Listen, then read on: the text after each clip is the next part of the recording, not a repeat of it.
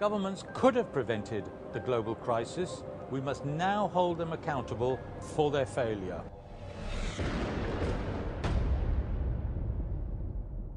Property prices are the economy's early warning system.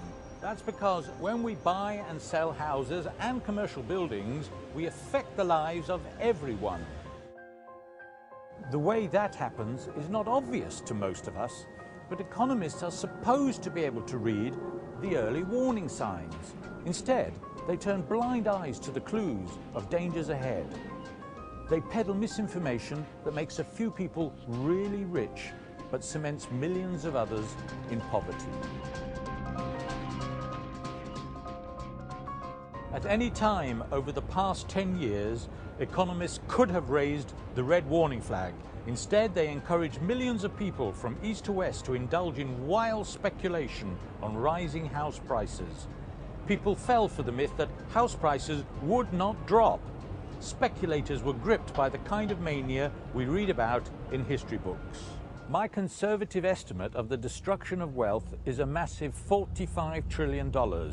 This number is difficult to grasp, but the social costs will be astronomical.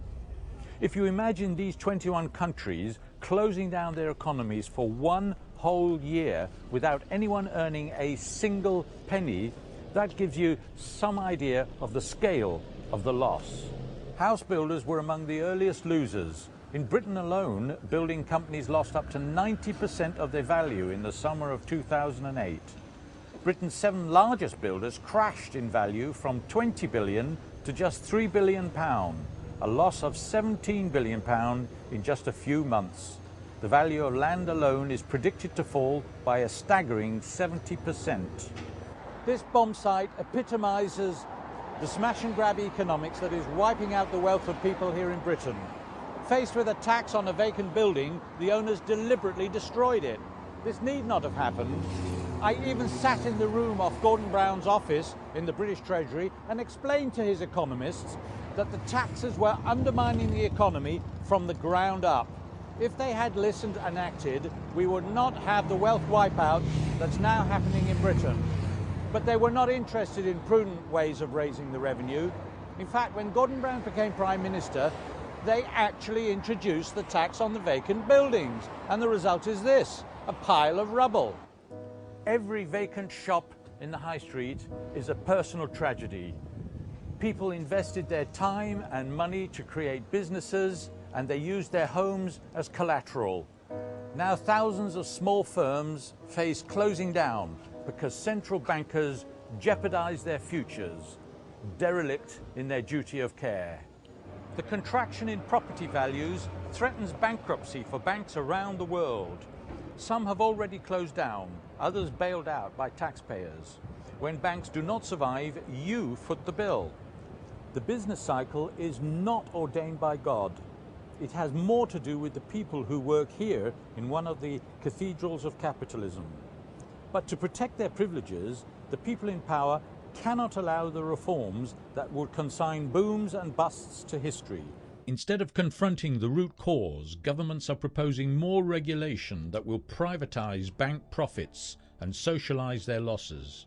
The human cost of this policy failure is ricocheting around the world.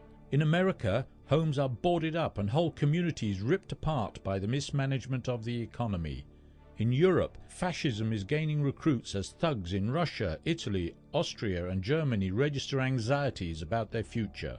In Africa, 500,000 women and children continue to die needlessly during childbirth as their economies contract. In Asia, the aspirations of millions of families are crushed as the global economy implodes, killing the demand for their goods and labour. In Australia, families are reconciled to the prospect of living in ship containers as rents push homes beyond their reach. Rescuing the banks by nationalising them is like trying to bail out the Titanic with buckets. The governments in Washington and London are rearranging the deck chairs as the iceberg is gouging large holes in the side of the sinking ship of state.